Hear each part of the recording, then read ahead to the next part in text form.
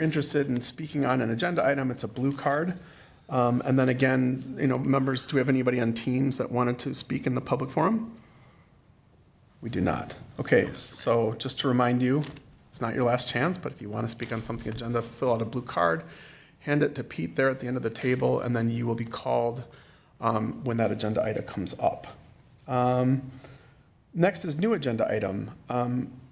Council, are there any new agenda items that any of you would like to propose for the future? No. Okay, hearing none, we'll move on from that. We don't really need to take a motion on that, correct? No. Okay, so next is the consent agenda. It's the approval of the consent agenda. Here is what is on our consent agenda this evening. Approval of City Council workshop and regular meeting minutes of August 19th, 2025. Approval of the check register. Approval of municipal licenses.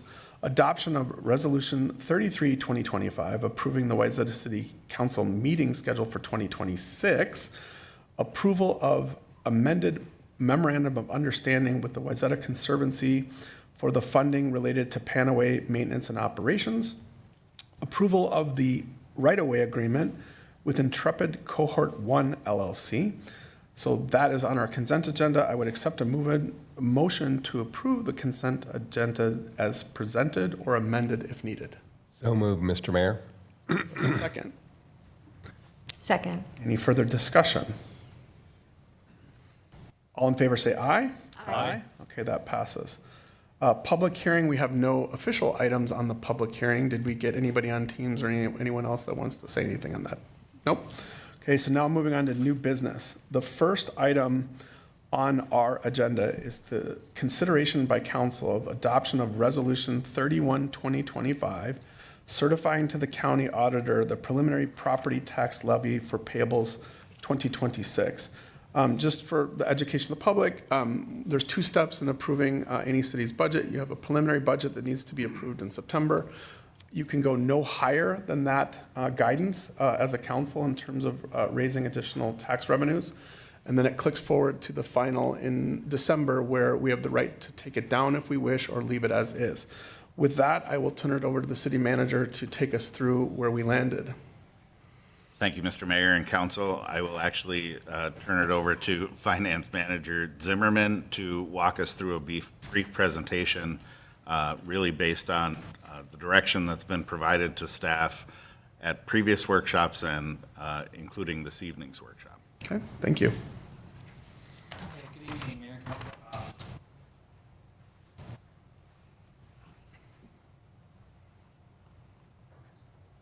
Council. We'll get you. Just a moment. Well, no, I think we should give you one of the microphones or switch seats with Alex so that people who watch online can hear you, Pete, because this is important stuff. This one works. If not, you can just switch seats with Alex. There you go. Okay. Thank you, Pete. So tonight we are only discussing the levy that needs to be certified to the county. We won't be discussing the budget. We're going to do that at our next council meeting, just based on some workshops that we've had recently and some budget decisions that needed to be made. So now, there we go. Our budget process, just as a little background, we started back on June 17th with the workshop to discuss the CIP and use of our excess reserves or our fund balance. And then had another workshop on July 1st where we talked about the general fund and our long-term plan. And then on the 15th, another workshop where we discussed our fee schedule and preliminary enterprise and general fund budgets again. And then on the 19th of August, we had a council workshop to review general fund budgets, adjustments, and review some bar and grill budgetary items in the project. And then tonight, September 9th, we're here to certify the levy. And then at a future meeting on the 23rd, we will adopt the 2026 fee schedule and the preliminary general fund budget. And then we will discuss the CIP again at a council workshop in November. And then finally in December, we'll approve the final levy and the final general fund budget and enterprise fund budget section. So that's kind of where we've been and where we're going.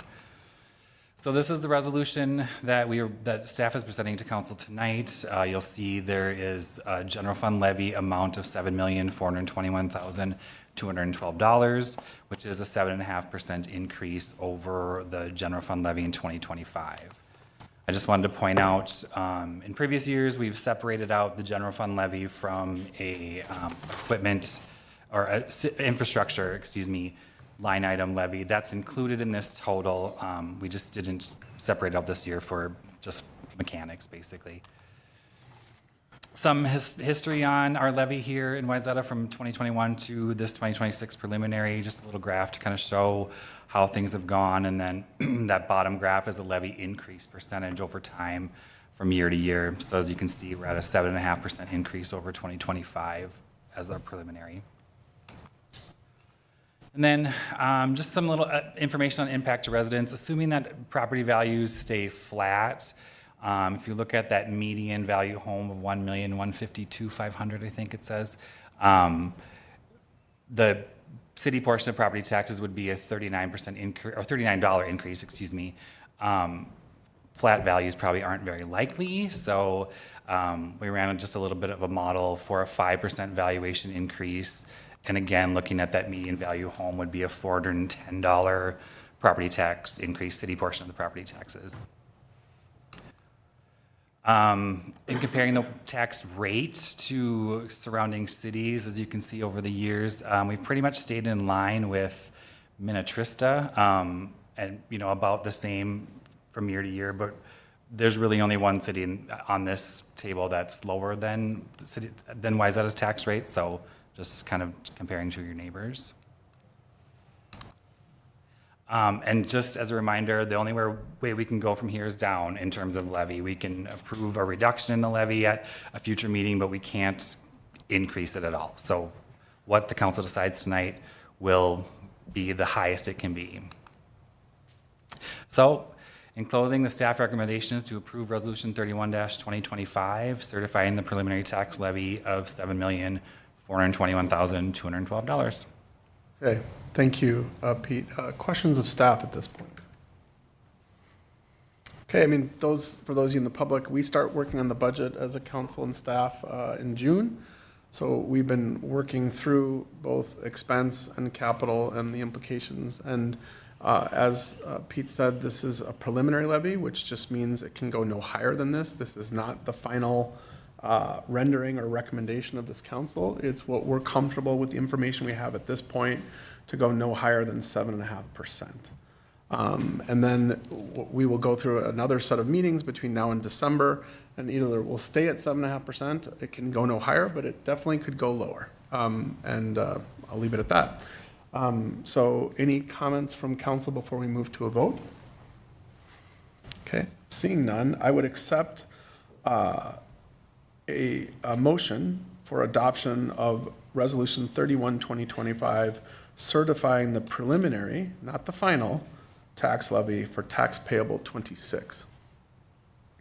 I'll make that motion, Mr. Mayor. Okay, can I have a second?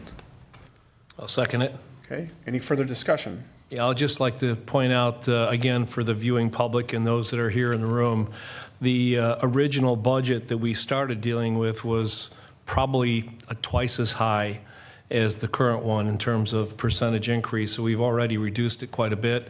I'm not alone on the dais here to say I'd like to see the taxes even lower, maybe even substantially lower if we can ever get there. However, this is a pretty darn good number to start with. And just to reiterate that we can go no higher than this, but between now and the final budget, we can certainly maybe find places where we can go lower, and I'm hopeful that we will.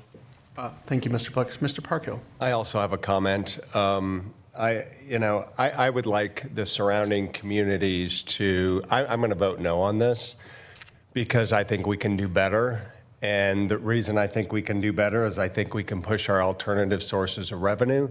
I also think we can be a little bit more fiscally responsible and more efficient with our spending.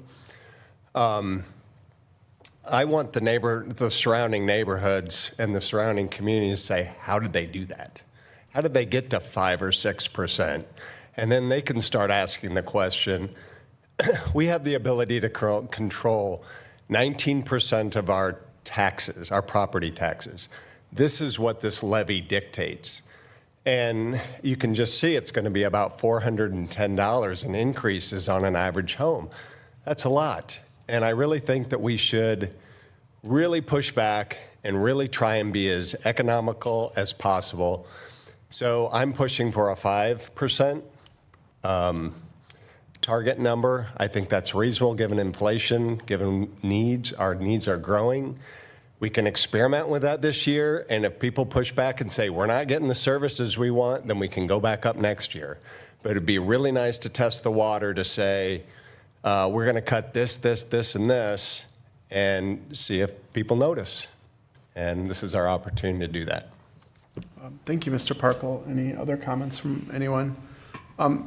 Actually, the two gentlemen to my right, I think, articulated my position, actually, without me further amplifying it. I'm going to ask for a roll call vote because I want to make sure this passes, and I will vote for it if I have to.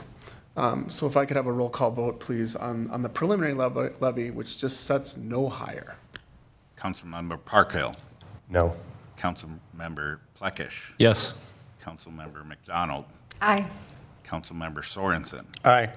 Mayor Mullen. I'm going to vote no, but I respect and acknowledge the work of staff and my colleagues to get here, and I think Mr. Plekish perfectly articulated kind of the intent of some of us, and hopefully we can get to a lower number by the end of the year.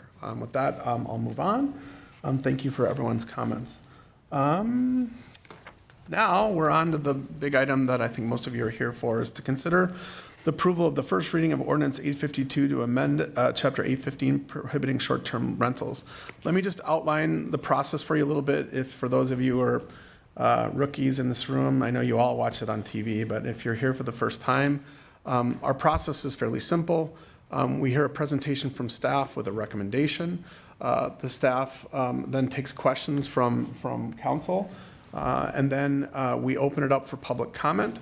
If you want to comment on this item, make sure you fill out one of these blue cards and hand it to Mr. Alex Sharp over here so that you can be heard when it turns it over to the public for your input.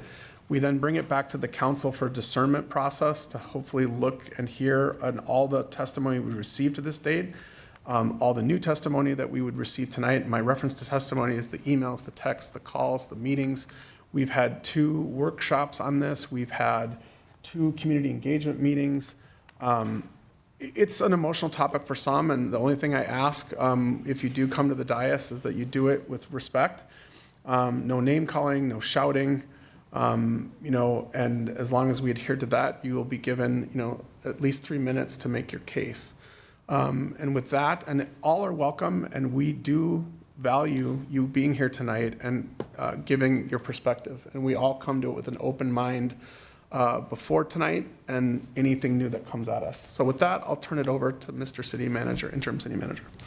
Thank you, Mr. Mayor and Council. I will be turning this particular topic over to Community Development Director Sharp for his presentation. Thank you, Mayor and Council. And Mayor, you took the words from my mouth. This has been a process where we have wanted to ensure that engagement from all parties can be heard. We've attempted to have those engagement sessions, and I'll go into a little bit of detail, but much of this group, both the council and the public, has been involved as we moved through. So I will move through the presentation relatively quickly and then go back to any slides if you have any questions. For the action this evening, staff is recommending approval of the first reading of Ordinance 852, which would amend Chapter 815, apologies for the tongue twister, prohibiting short-term rentals. The background and history of this is something that I'll go through briefly, but this has been discussed by the council multiple times and has been a strategic priority for the council in 2020, first established in 2023, with initial discussions occurring as far back as 2018. In 2024, October of 2024, the city adopted a short-term rental licensing ordinance. What that did is expressly require all short-term rentals to obtain a license in order to operate within the city. Short-term rentals were also defined during that ordinance provision as any rental of 30 days or less. I'm not going to go through all of these dates. As council and the public is aware, this has been an item of discussion. The main piece that I wanted to get out there for the public record was all of the dates that you can go to the council agenda items, look at discussion, look at the materials. There's a short-term rental page. Wayzata.org/short-term rentals that has all of these with links available for you. Also includes all the materials for all of the engagement sessions that were presented and the notes from those engagement sessions from the public's response. So in the interest of making sure that all the materials are very publicly transparent, we've created that page, and this is intended to serve as a reference point for the public and council. To remind the public and council for your discussion on what the current ordinance requirements are, a rental license is required for both short-term and long-term rentals being those of longer than 30 days. The license is issued and renewed annually. There's yearly inspection with, if you didn't have any issues, you may be able to not do that inspection after a year, but we don't require you to come back over and over again for the same items. What we'll do is check on those specific pieces that required correction. There is a requirement of upkeep and maintenance, criminal background check, and leases to contain a crime-free, drug-free policy. The council and public will be familiar with this map. This was included to allow council to see where some of the clustering that brought up the original concerns for short-term rentals was. And really what we tried to do here is be both respectful to the actual locations of the short-term rental operators and owners, to not locate the exact location, while still discerning on a map that there is some general clustering into set areas that had initially brought up the discussion and placed this as a strategic priority for council. Again, most people are going to be familiar with this graphic.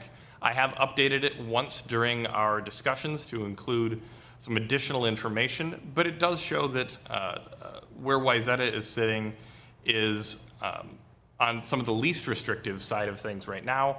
This ordinance would move it to be on the far opposite end of a more restrictive for the short-term rental. During our last council workshop discussion, this is where where staff is bringing back all of our information from the 2 engagement sessions, the research that council had asked staff prepare, and just trying to present all of that general information so that staff could meet the direction of council of trying to develop an ordinance before the end of this year. We brought all of this back and sought direction from council to craft an ordinance. We presented the draft provisions that staff had prepared and shared with at both the engagement sessions. And ultimately, what council ended up directing staff to prepare at that meeting, if we heard correctly, was that short-term rentals should be prohibited for all residential housing types. Short-term rentals should be prohibited even when the owner lives on site. The current short-term rentals should be allowed to continue through their current license period and complete a short-term rental operation by March 31st, 2026. Council was very explicit in their reasons linking why they felt this way, at least in staff's interpretation from that meeting. And these findings were based upon that the regulations should serve current residents first and foremost, rather than visitors, that homes in residential neighborhoods should be dwellings, not a transient lodging operation, that neighborhood character was disrupted by short-term rental operations, which negatively impacted neighbors, and that all housing types, whether it's multifamily, townhomes, or single-family, were impacted by short-term rentals. Again, this is a staff interpretation from a discussion, not a direct finding of the council at this point. However, these have been incorporated into the draft resolution, ordinance, to ensure that the ordinance is aligning with the findings council had at the time. The new ordinance brought forward by staff, Ordinance 852, prohibits short-term rentals in Wayzata by specifying that rental licenses must be for a minimum of 30 days or longer. It would take effect April 1st, 2026, one date after the March 31st, 2026, when the licenses would expire.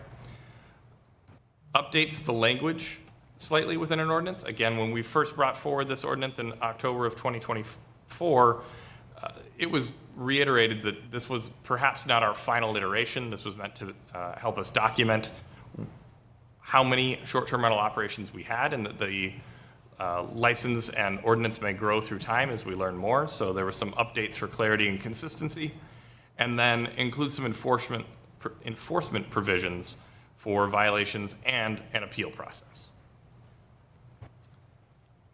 With that, we have the proposed motion before you this evening, and I stand for questions, and then we also have quite a few public comments that I passed along to the mayor as well. Yes, questions of staff at this point. Go ahead, Mr. Plekish. I have one that just occurred to me while you were doing this. What if a landlord were to take in a renter for, say, a long weekend, but gave them a 31-day lease and charged them 3 days' worth of rent? How would the city handle that? Mayor and Councilmember Plekish, you bring up an interesting enforcement mechanism. First, we would work off of a complaint basis. So we would need to know that this is occurring. Essentially, the city would need to be notified. So that would be the first part. Once we're notified, we would need to perform some level of investigation and work with our attorney to determine how we might begin an enforcement mechanism on that. I'd say every case with that is going to end up being a relatively unique case. Are we determining it from the parking? Are we determining it from finding it online and seeing the posting through a website? And that's a kind of choose your own adventure style of violation. So I think we'd need to figure out what the violation was before I could adequately answer every iteration of that question. I apologize. Unless it appears the city attorney may have some guidance. Mayor and Councilmember Plekish, the only thing I'd add to that is it would be a violation of the ordinance to do that, even if there was a lease of more than 30 days. The way the ordinance is written, it's just a violation to do short-term rentals. So regardless of what the lease says, if a short-term rental was happening, it would, and we had evidence of that, it would be a violation. Okay. I have a couple, actually, and I'm going to start with you, Alex, but I'm going to give you time to research it, and I'm going to pivot to our outside counsel. We have a long-term rental policy in place, which if this was enacted tonight, that would remain, and I'd just like you to review what the long-term regulations that are in place, because by banning this, then the property owner that may have a license would have to either pivot to long-term or find another use of that property if it's primary short-term. So I'll give you time to research that. Just I'm looking for the long-term rental, what the regs are. Okay. Now, for you, Mr. Outside Counsel, my question to you is, can you explain a little bit more the difference between a permit versus granting sort of a right, like a property right? I mean, this is much like, in my simple little brain, it's like you have a liquor license, you grant them, you don't grant them. Talk a little bit about what did we grant last year and why can we take it away if we choose to? Mayor, good questions. So we're amending our rental dwelling license chapter of City Code. So what we're talking about are licenses that someone needs to apply for. They need to be a qualified applicant and meet the standards of the ordinance in order to get a license, and those licenses last for 1 year. And they have to go through that process every year when they renew. And if they can't meet the standards, they don't get a license. And there is no legal right to a license if you don't meet the standards of the ordinance. I think, so that's the idea and the concept of a license, and your example is a good one. I mean, a liquor license, there's no right to a liquor license. You have to be qualified for it and get it, and if the rules change around that license, you have to comply. In the land use area, by contrast, and we sometimes call these entitlements, if you get a conditional use permit or a variance, those will run with the land, and you have a right that runs with the property, and the property owner has all the rights associated with those land use approvals. So that's not what we're talking about here. We're not amending the zoning ordinance. We're amending the rental dwelling license ordinance with these changes. Okay, thank you for that clarification. My third question, hopefully Alex has had enough time, it's the Jello effect question, which is, if this recommendation holds, we're not allowing short-term rentals. So in a commercial area, you couldn't, I don't know, take a commercial building and put a structure in it and call it short-term rental and somehow get around this if, so I'm asking for, we had a lot of discussion about how we'd regulate it. We're kind of moving towards discussing an outright ban, but there's no other opportunity in the commercial district to Airbnb a condo or to Airbnb something in another area of town that is not residential. It's a hypothetical, just want to make sure I understand. So The Jello Mayor, effect, which is you close out one wall and it pops out on the other side. the way that this rental ordinance is written is specifically to not allow short-term rentals in what would otherwise be deemed residential. So commercial areas such as hotels, things of that nature, condos are considered residential, they're a dwelling unit. That would be prohibited. Commercial would still allow it, because that's a permitted use within that zone potentially. So let me just be really explicit. So, I know the answer, but I just want to be really clear about it. Yep. The Landing has a hotel. The Landing has condos. The hotel could use Airbnb to sell whole hotel inventory if they choose to. Actually, a lot of hotels do that. But the Landing, forget about if it's in their homeowners for a second, just as a hypothetical. The Landing condos, because they're in commercial, could not Airbnb under this ordinance. That is correct. Okay, thank you. And then my last question is, again, thinking about if this passes and, this click forward, some might go to long-term, what are the regulations for long-term rentals? I've brought up the entire code for a rental dwelling license. Yeah, just summarize the best. The summarized piece is you need to obtain a yearly license. You need to have those inspections every year. You need to renew your license every year. You need to maintain the property. So there's a whole sections on maintenance here. You need to have the lease of 30 days or longer. You need to have a crime-free, drug-free policy as part of that lease provision. And is there not a background check for people living Correct. in the property? Yep, there's a background check required as part of that crime-free, drug-free policy. Yep, and the enforcement thereof is by our building inspector and our CSOs who would do an annual inspection. If they were to find any violations, they would try to get the property owner to remedy that. If they chose not to, we have enforcement inspections, for lack of a better term. I don't know if that's the right term, but we go out there and say, well, you were allowing drug dealers to come in, we found it out, and you need to cease, or we're going to do something about it.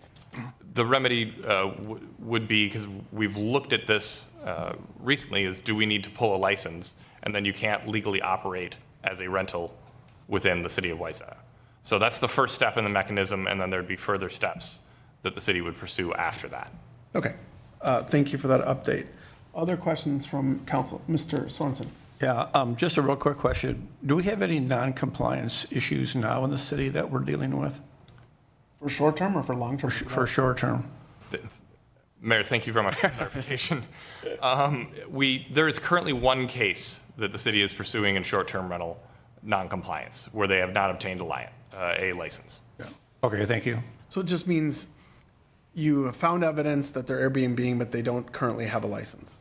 Correct. Okay, thank you. Other questions of staff at this time? Okay, hearing none, we've got several people that want to talk. When I call your name, just approach the dais. If you give your name and your address, and then you're offered 3-ish minutes to speak on the topic. If you haven't turned in your blue card, I'd recommend you do that now. To Mr. Sharp. First, I'd like to call Penny Sherry to the dais, please. And again, welcome. Just state your name and address and offer us your comments, please.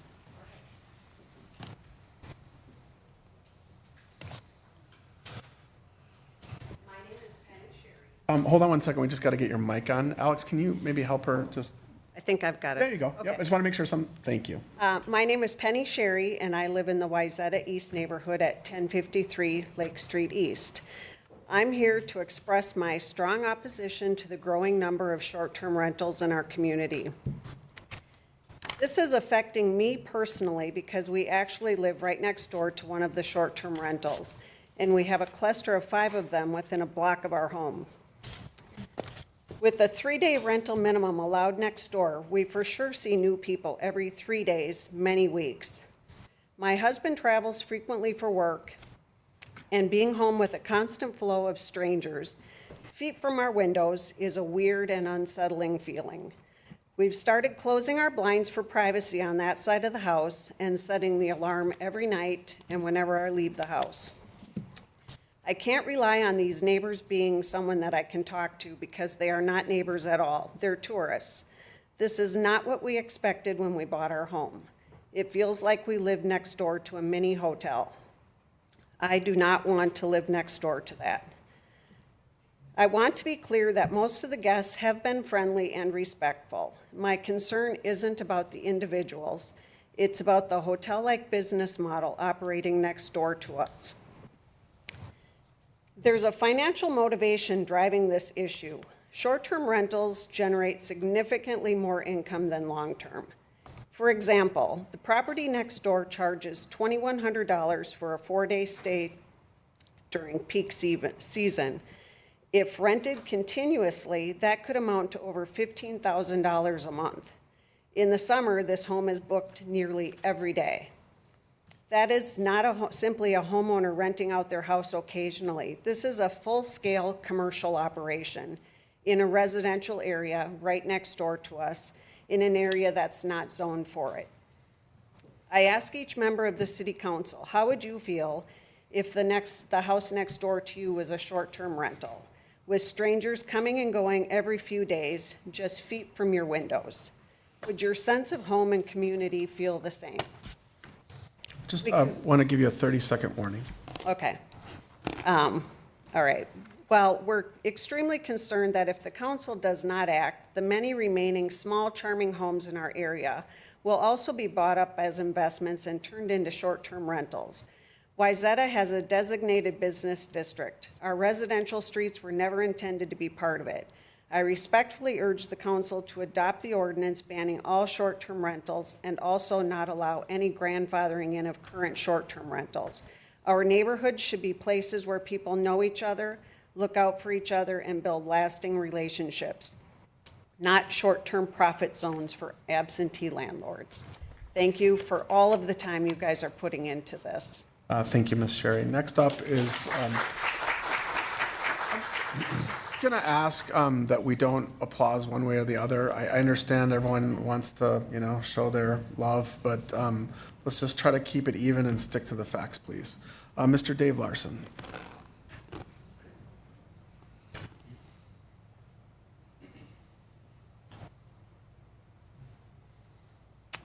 Hi, my name's Dave Larson, 158 Benton Avenue. Welcome. Thank you, Council. Thank you, Mr. Mayor. I've lived in Wayzata for 7,390 days. And if you do the math, that's over 20 years. And what I will tell you is one of the things I'm most proud of is that when you talk to people about Wayzata or in Wayzata, they talk about the community and the community feel. But more importantly than community, what I think is so incredibly valuable about being a citizen of this community are our neighborhoods. And I'm really proud of the Benton Avenue neighborhood. I can walk up and down our street and talk to all of my neighbors and feel very welcomed by them each and every day. But we've seen a change recently at the end of our street with some short-term rentals. And the reality is that change, in my view, has not been a positive one. We don't know these people. They don't have a strong commitment to the community and certainly not to the neighborhood. And so it's my view that when I read about who we say we are as a community, we take pride in our history and we relish our neighborhoods. I believe short-term rentals are deteriorating our neighborhoods. And I really hope that the council considers not going forward with short-term rentals. Thank you. Thank you. Mr. Jeff Nelson, please. Again, just welcome, state your name and address, and you have 3 minutes, sir. Thank you, Mayor and Council. I'm Jeff Nelson, 1037 Lake Street East. My wife and I moved here a little over 3 years ago. Right across the street from us at the time, there was a unit that we found out was a short-term rental. But in this last year or two, the house next door to us went from being a great neighbor to being a short-term rental, and a very, very different feeling when you are sandwiched between two businesses. I'll just reiterate what has already been said, that I think the council strongly needs to look at the idea of what will Wayzata be for the future. In the neighborhoods, will it be a place where people feel comfortable living, or will it be a place where it's business across the entire community? I love the businesses in Wayzata, downtown, the restaurants, hotel landing, etc. It is a wonderful community. It's simply that I don't believe that businesses should be operating in the midst of a residential district and having the impact that was described, where you see somebody different every day and you don't have any idea if they should be there or if they shouldn't be there. So it's really the issue of safety and comfort for residents of the neighborhoods of Wayzata. And again, I understand this is difficult with the competing interests that you all have to take into account. So we very much appreciate your time and thought on this. Thank you. Thank you, sir. In case you're wondering, I just randomized these. I can't really shuffle paper, but I did randomize them. Next person to be called to the dais is Mr. Scott Trips.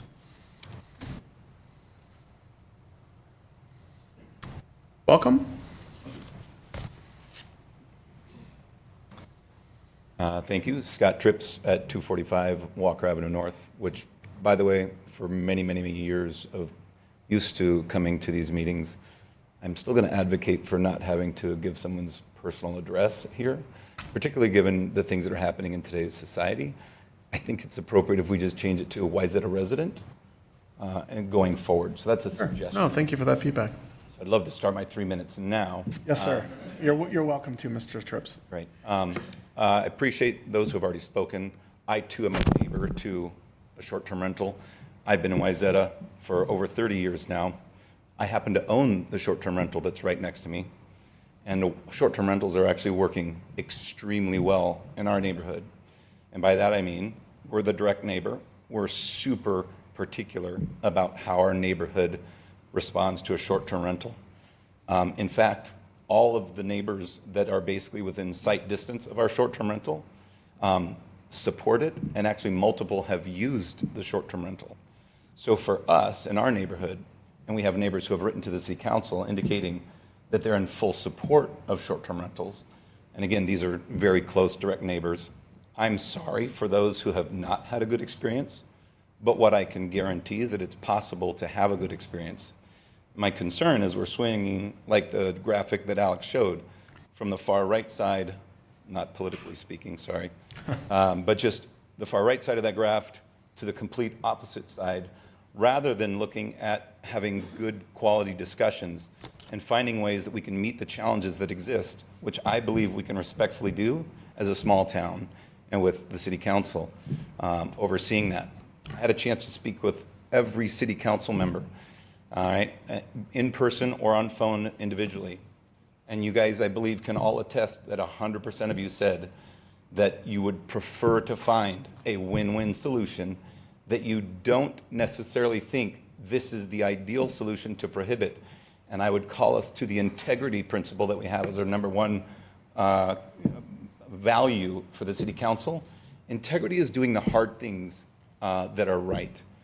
And right now, I don't think we're doing what's right. We're doing what's reactive to, as you said, Alex, we're in using the mechanism of complaint. When we have an issue, that's what we're addressing. And rather than operate that way, I'd love to see us use integrity and go about it battling in a challenging way to find a right solution that can work in all the neighborhoods. And please understand, I recognize the challenge of living next to one, because we live next to one. And we've had one complaint, and we addressed it right away, and we haven't ever had one since. So my ask would be that the council would say, we're going to press pause on saying no, and we're going to have actually a good discussion on finding ways to address the challenges. The list of, and I'll wrap up here in 10 seconds, the list, Alex, that you gave on the regulations for long-term rentals, I would argue is actually too short. And I've suggested a much longer list of regulations for short-term rentals in order to ensure quality short-term rentals. Thank you. Thank you, Mr. Trips. Next up, I hope I'm pronouncing this correctly, Mr. Whiteley or Whiteleg? Whiteley, I apologize if I got that wrong, sir. Welcome. Thank you, and I do appreciate the council taking up this issue. I'm Chet Whitley. Okay. Chet Whitley. Thank you, sir. I think I'm probably overstating. Your address, sir? I'm sorry, 1050 Lake Street East. Thank you. 1050 Lake Street East. Thank you, sir. Yeah. I hope this is the obvious. To me, the issue is really in the name or the discussion we're having. They're STRs, but they're STR businesses. We now have an invasion of businesses into a residential area. And the consequences are intrinsic to the nature of a business versus a neighbor and a neighborhood. And I think I've said this before, I'll try to keep it short, but a good neighbor is friendly and approachable, respectful of boundaries, respecting property and privacy and personal space, and mindful of noise levels and potential disruptions, considerate and helpful, willing to lend a hand when needed, whether it's helping remove a package or offering a favor, active in the community, voting, participating in neighborhood events, getting involved in community decisions, trustworthy and reliable, tolerant and understanding, mindful of noise, clean and tidy, maintaining property and yards in a way that contributes to the overall aesthetic and cleanliness of the neighborhood. An STR business in a good neighborhood and good neighbors are diametrically opposed in their goals and the way they operate. In contrast, the business is there for one reason: to make money, period. When you look at what a good STR business is, it's a strong potential return on investment. A guide is at least 10% of a benchmark. In some of the highest performing markets can be 12 to 15% higher. These are things that make for a good STR business as you pull it off the internet. They're high and sustained income. They choose a location consistent with tourism or business travel, ideally year-round. Look, if you're going to start an STR business, for areas where booking demand has risen gradually over the past few years, emerging markets with high demand and low competition. You want someplace that's got good, effective marketing and listing management, and that the short term is business-friendly in its regulatory environment. Check for permitting requirements, zoning laws, occupancy limits, and tax obligations. Be aware of potential restrictions on how often you can rent or if you need to be present. So businesses are not consistent with neighborhoods and being a good neighbor. Thank you, sir. Next to the dais is Mr. Bruno Silikowski, please.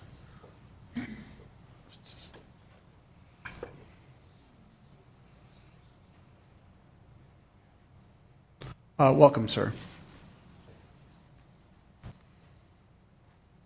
Just state your name and address, and you'll have your full 3 minutes, sir. Bruno Silikowski, 173 Huntington Avenue South. I kind of tend to want to follow facts and then follow the logic with that. So I'm going to be stating a few things that you might already know, but I'm going to restate it for all of us. So by Wayzata's own code and charter, Chapter 9, STRs fit squarely into the definition of lodging. Lodging, defined in the state of Minnesota, and I'm going to read this, any building or portion thereof occupied as the more or less temporary abiding place for individuals used, designated or intended to be used, let, or hired out to be occupied, whether the compensation be paid directly or indirectly. The Minnesota Department of Health and the Department of Revenue recognize them as lodging/retail service operations. Those are the pages I gave to Alex for reference. From Wayzata's own code, lodgings are prohibited in R3As. And right now, I think the majority of that map you put up with the location of the STRs was really helpful. You can see where those are mostly residential R3 areas, especially the east neighborhood. Whether it's a B or B, the regulations and enforcement is a big deal, right? And I think the biggest issue we're going to run into is, after reading a lot of things and without going along, without long diatribe about it, seems like Wayzata is kind of figuring things out as of around 2024 and started putting in rules about getting a license and things like that. Anyways, it takes expense, takes people. And to Mr. Barkhill, to your point about trying to find ways to cut costs, we should be charging the people who are profiting from these kind of operations, whether it's a B&B, whether it's a long-term rental, or whether it's these SDRs that we're currently dealing with. But the bottom line is costing every taxpayer in Wayzata money for somebody else's profits. Not fair. Summarizing, it's really a shame that the people who didn't follow the rules and regulations on these SDRs suddenly figured it out. And now all of a sudden, it's our problem. And now we're having to have these meetings. How many people have spent countless time talking about this and trying to find an equitable way for all. But I do appreciate the council, the mayor, the staff. Alex has done a lot to help with this. But I really appreciate you guys looking into this and trying to find an amicable way. I do believe. 30-second notice, sorry. Thank you. I'm really done. I don't agree with the STRs, and I think going forward with the approach that you're going really will help eliminate that and control it. So thank you. Thank you, sir. Next, I'd like to call Janet Baker to the dais, please. Welcome.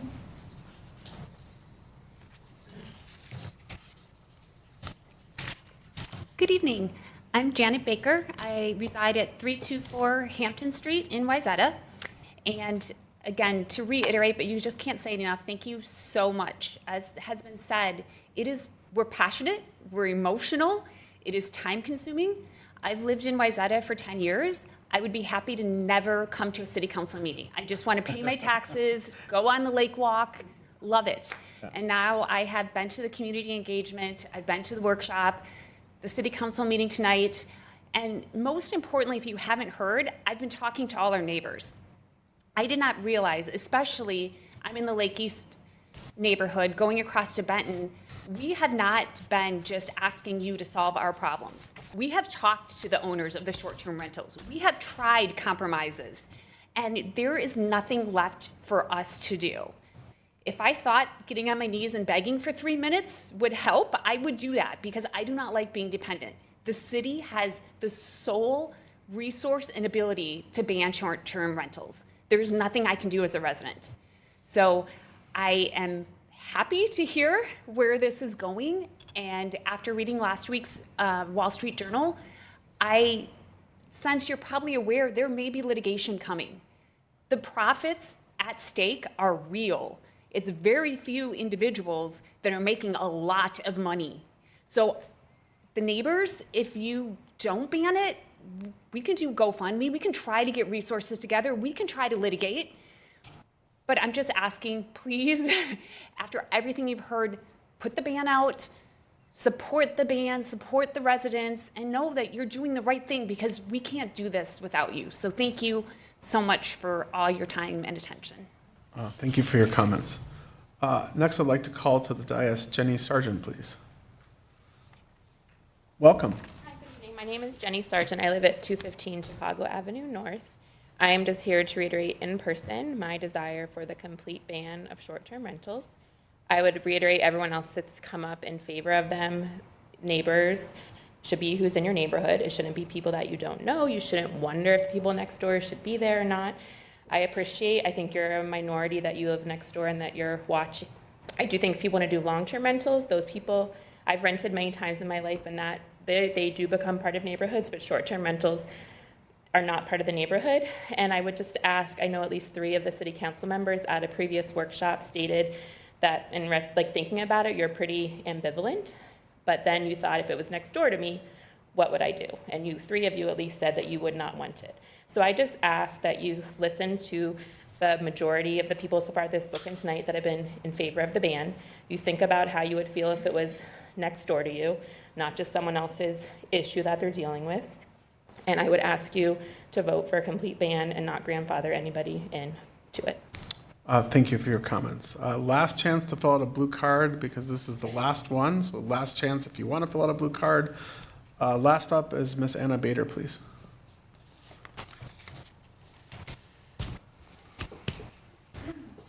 Welcome. My name is Anna Bader. I live at 123 Benton Avenue. Thank you, Mr. Mayor, council, and staff. My husband and I have lived on Benton Avenue. It'll be 30 years in December. Maybe we moved in when I was 3. I mean, I don't want to date myself or anything. But I can just echo some of Dave's comments about the feeling of our community. You know, our kids have grown up together. We have book club together. We have bonfires together. We have parties together.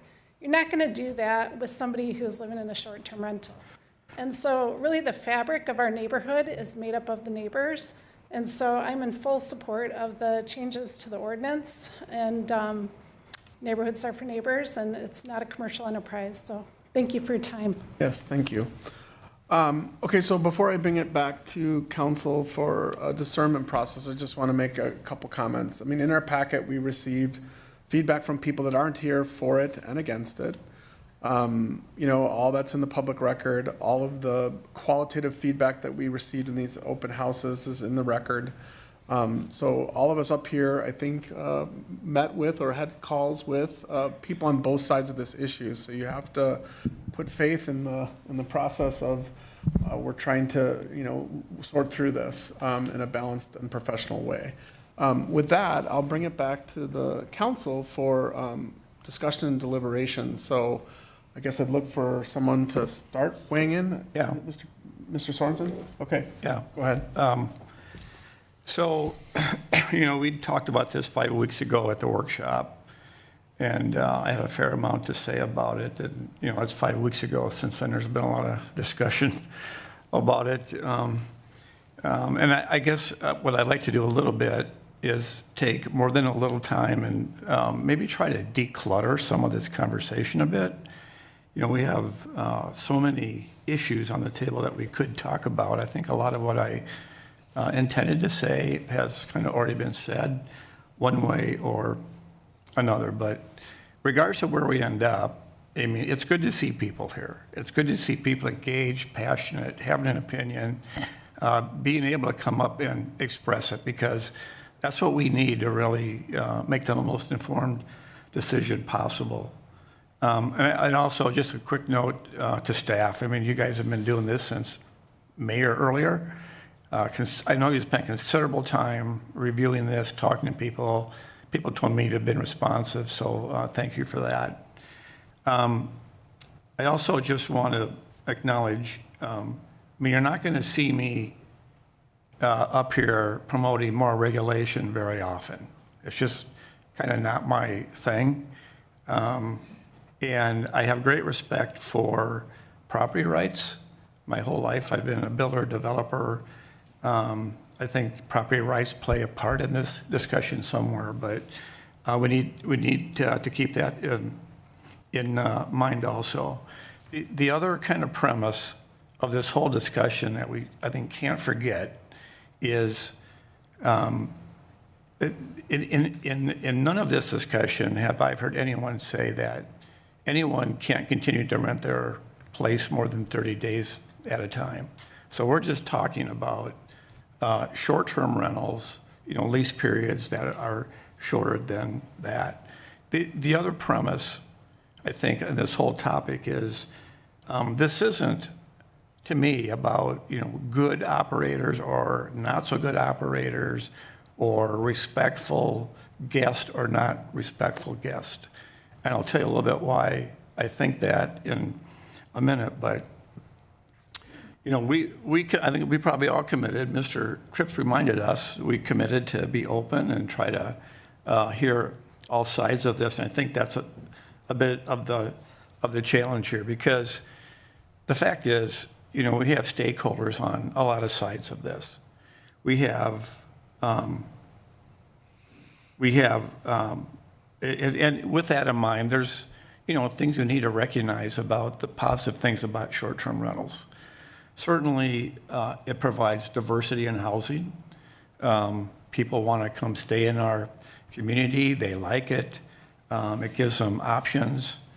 There's certainly an economic benefit to operators and owners.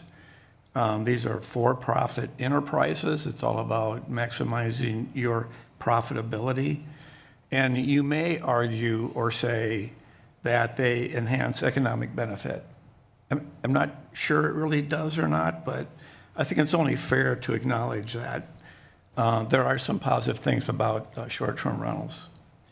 You know, on the other hand, I think we need to acknowledge some of the other aspects of what short-term rentals have, how they've affected our community. And I'll say it again, the thing that, you know, I learned pretty quickly in this discussion is that when you talk to someone in our community, if you don't live near one, it's kind of like, well, what's the big deal, right?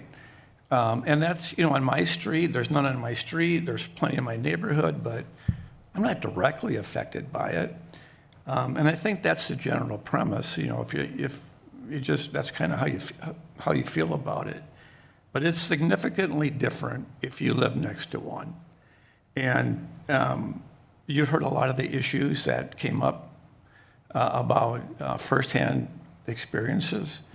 To me, like the negative impacts fall in two categories. One is, you know, more the nuisance issues, which we hear a lot about and which some communities have tried to regulate, you know, but things like noise and disturbance and parking and traffic and strangers in the area and more activity and cleaners coming every week and then maintenance people and don't keep their places up. I mean, those are real issues.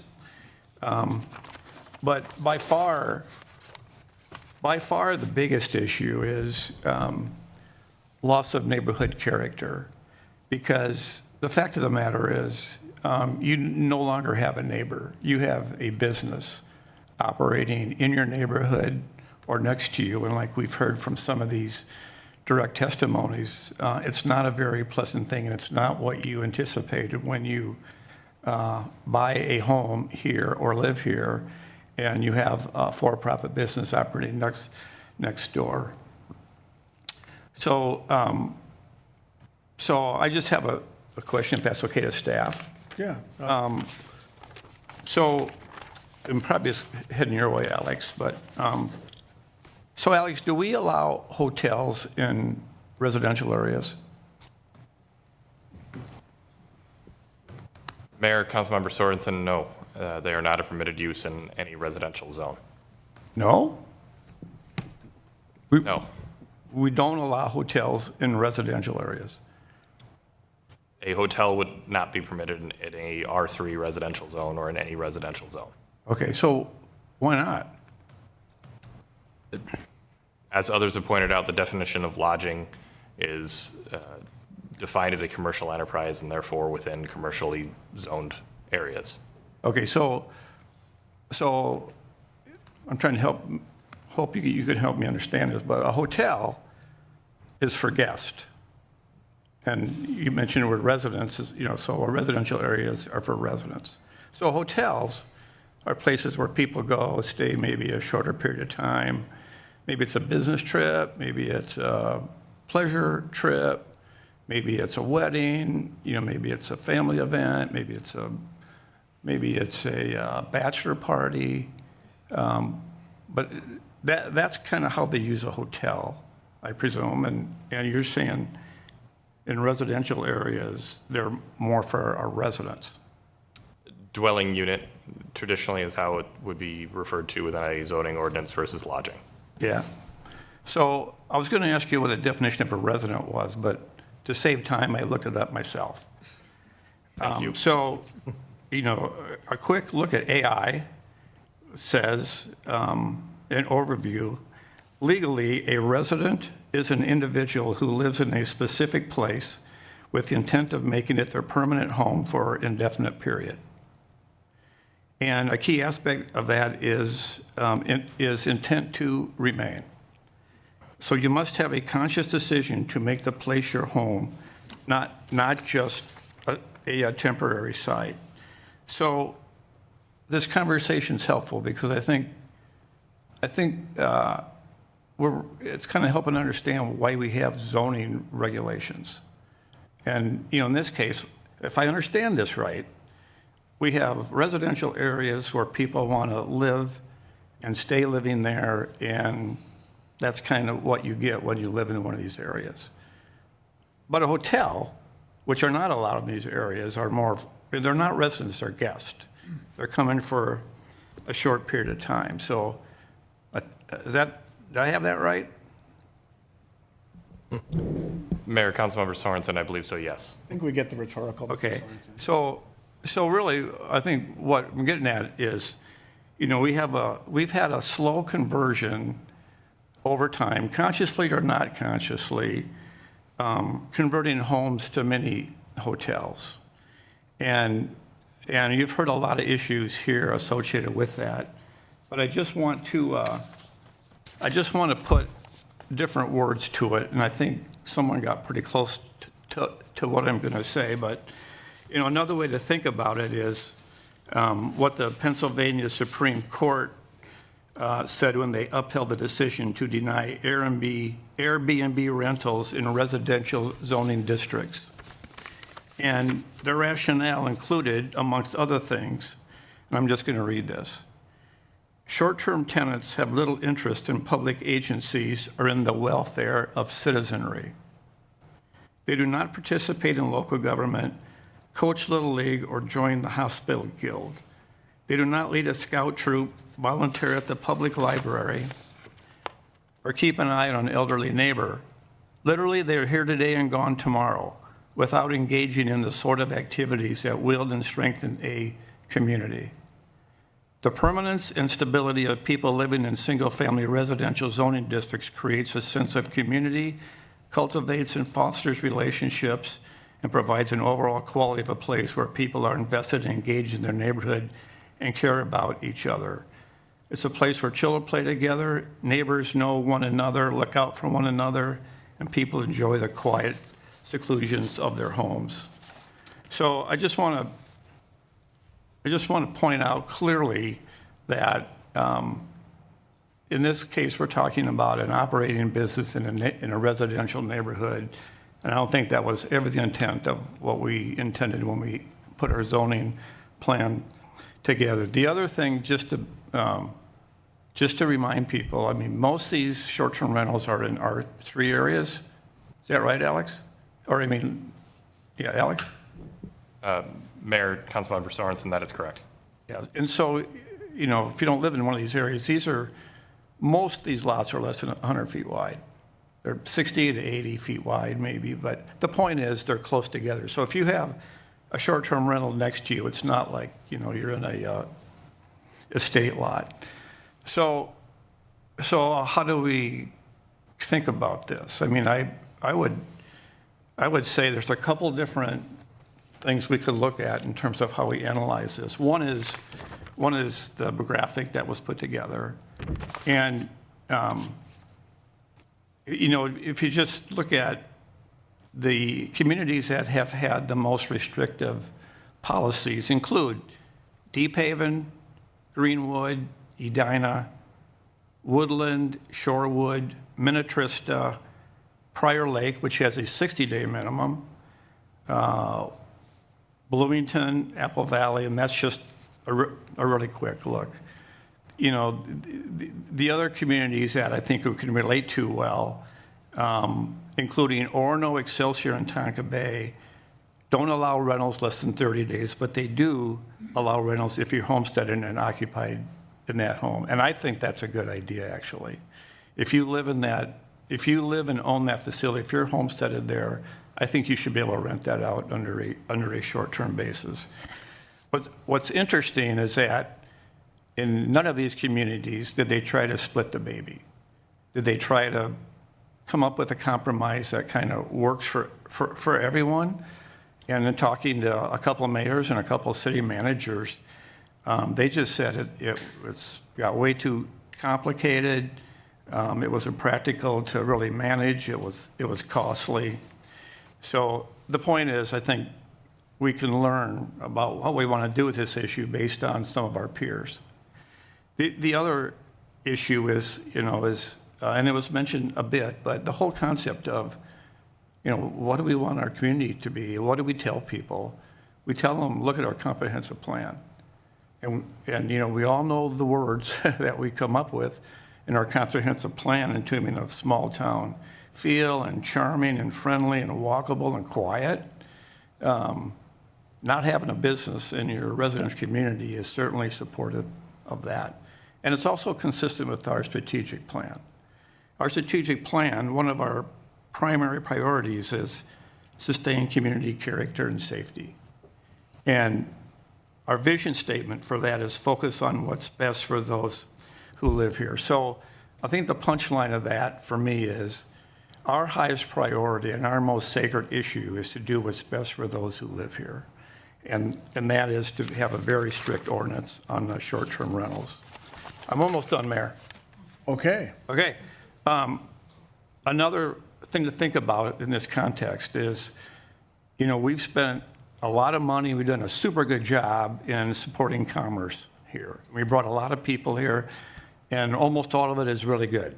But there's things about that have impacted our community that we still need to work on. I think we're at a bit of a point, a bit of maybe an inflection point where now it's time to kind of tip the scales a little bit, look out for what's best for those who live here, and not subject them to, the type of in and out transit environment we have with short-term rentals. So I don't think grandfathering makes sense. I think we have the problem today. That's why we're sitting here talking about it. We had the problem 2 years ago. So it doesn't make sense to me that we grandfather because we're not dealing with the issue we have in front of us. And I guess what I worry about maybe even the most is, thinking we can find a way to compromise on this. And, Scott's right. I mean, I think we all committed to try to be open to a different solution here. But, we've been working at this since early May. And I haven't been presented a solution by anyone that I think is going to satisfy everyone. I really don't think that's probably going to be possible. Unfortunately, I think someone's not going to be happy with whatever we decide here. So I guess in the end, I mean, I'd be supportive of the ordinance that we have in front of us, but I would suggest that if the council would want, that we also allow short-term rentals in your home if you're homesteaded there. But maybe with one exception, that's if you have a shared driveway, because that just doesn't work, I don't think. But anyway, those are some of my thoughts about it, and I'll let someone else speak for a bit. Fair enough. And please, no applause. So thank you, Mr. Sorensen, for that very detailed review of your position. I appreciate that. I would welcome the next council person that would like to weigh in. Who would like to go next? I'd love to go next if Okay, go ahead, Ms. McDonald. Appreciate it. Kind of a tough act to follow, to be honest. Really, Councilmember Sorensen, really well said. I'm going to be a little bit more brief because I think so many of the points have already been shared, and so many that I really agree with. But just my own personal journey with short-term rentals started probably around 2022. And when I first heard of them, I thought, great. This is great for town and great for downtown. I have a business. Business community will be in favor of it. Brings new people to discover Wayzata. My feelings have really evolved in the last few years. I haven't heard from any of my peers on Lake Street that this is moving the needle in their business. I have heard from more residents specifically, and it really does come to and boil down to an out of sight, out of mind situation. And there was one particular resident who came to me and explained her experiences, and I just started to think, oh, I wouldn't want to live next door to one either. So going back to 2023 in Director Sharp's presentation, additional regulations was identified as a strategic priority. In 2023, I thought, yeah, let's find a good way to regulate these and make sure our neighborhoods are preserved. Since then, we've had, as you put on our slides, 5 workshops, 2 council meetings, 2 engagement sessions, and over multiple years, I've had many, many conversations with residents and a couple with a few operators. And what I have realized is what Councilmember Sorensen explained too, which is how I feel is I just couldn't figure out how to put so many regulations in place that made it make sense. Basically, I wished in another world, I could just pick a winner and a loser and say, you're okay, but you're not. And that is just not our role up here. So I thought the finding and basis from staff that you took from our most recent workshop in this item summed it up very well.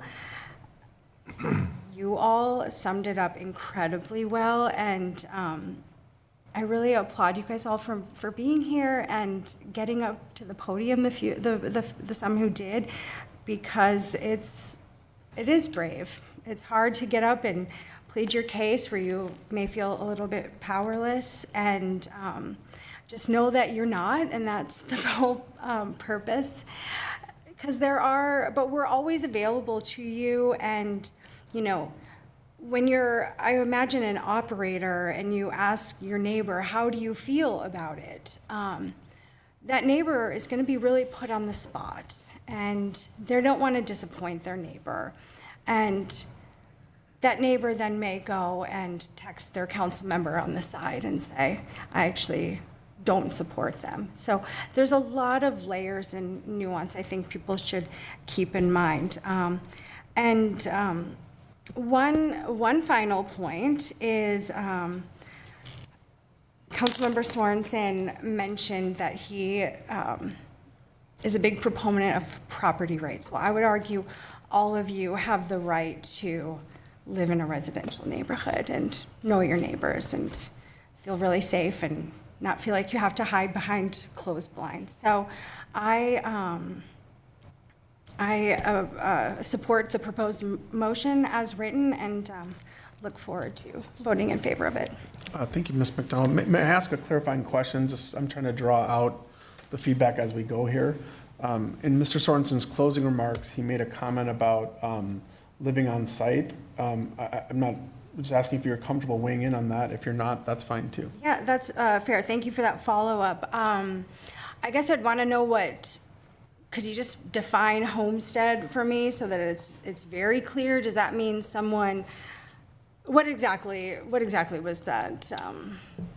Mayor, council member, if the city were to include that type of provision, we looked into this because it was a discussion point for council in past and in the proposed policy.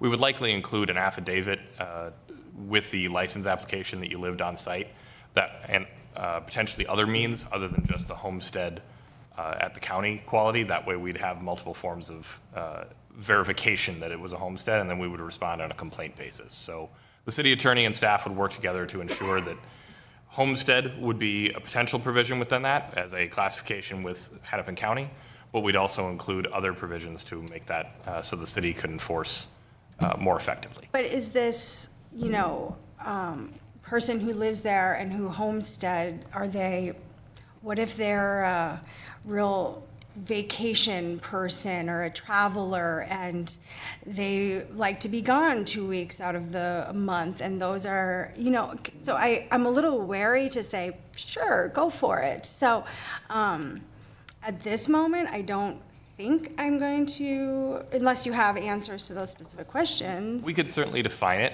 to something like must be on property 10 months of the year or 9 months of the year. Or we could look into that a little bit further and define it as tightly as we needed to, or we could go as far as what tax law would require for where you live on a property and how that would be defined. So we've got the provisions to be able to craft that if the council wanted to be able to include it in the ordinance. We would just want to present what those were to you at a future date to make sure that they align with what you'd want it to be defined as? I think I've been asking to hear what an additional regulation that would make sense for, since 2023, and bringing it on the fly day of isn't something I'm going to vote on. So I would say no. Yeah, and that's fair. And just to be clear, I'm just trying to draw out everyone's perspective. I don't even know what we're going to vote on yet. So just to be clarify why I'm trying to draw it out. Of course, I get it. And I think maybe at this moment, I don't feel comfortable. I don't think I have enough information and a better understanding of what some unintended consequences would makes be. sense. So I'm gonna just say no. Yeah. And No, that's very as helpful. this is written. That's very helpful. Who would like to go next? Mr. Parkhill.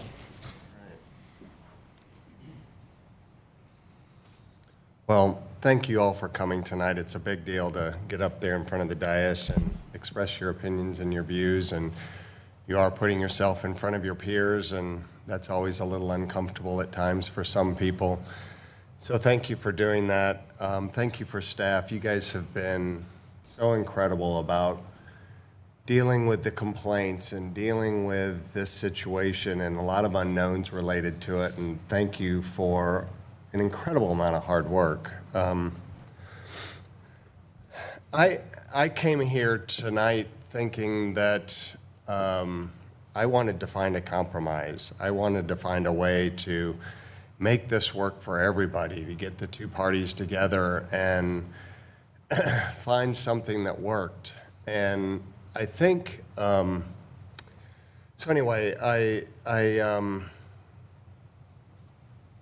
was thinking that the motion is a little bit rigid and it should not go through.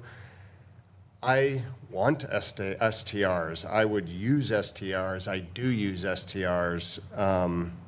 Maybe there's things that we can work on, like 2-week minimums, number of rentals per month, limits by neighborhood, self-governing body, somebody that, the STRs get together and really manage tightly their group. I've heard the impassioned discussions from my fellow council members, very well laid out. Thank you for that. Provided some clarity to me. I'm concerned that we have done so much for our guests, and this was long before STRs came up. I just felt like we've done so much for our guests and visitors to Wayzata, much to the community's deficit, I believe. Some of it's good. Businesses are thriving. It's really nice to have a vibrant community. I typically think of VRBOs and Airbnbs for highly touristy areas, places that are more transient than Wayzata is typically. We are a beautiful, nostalgic, and charming community. I believe we are on the precipice of becoming a community that is really focused on tourism versus on the community, and that concerns me greatly. I'm feeling like we need to solidify our community and give one back to the neighborhoods. Sustain community character and safety.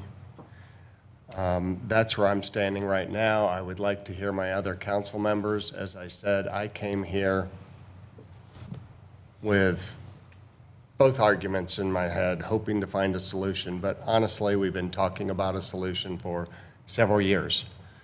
And there hasn't been a viable presentation of that. I even requested from several people that they present one tonight, and I didn't hear it. So anyway, that's where I'm leaning right now. Mr. Parkhill, if you're comfortable, and it's okay if you're not, Mr. Sorensen introduced another tweak to this about, homestead, living on site. Do you have an opinion on that? And it's okay if you don't. I think there was a woman who rents her place because she has some health issues and goes to Florida. From my understanding, the homestead is if you're living there or at least from our tax perspective, you're living there on January 1, you are homesteaded and you are, I think there's another term for it, but, and I know the federal tax is you can take the federal tax deduction if you've lived there 2 of the last 5 years. So I feel like it kind of needs to be better defined. Okay.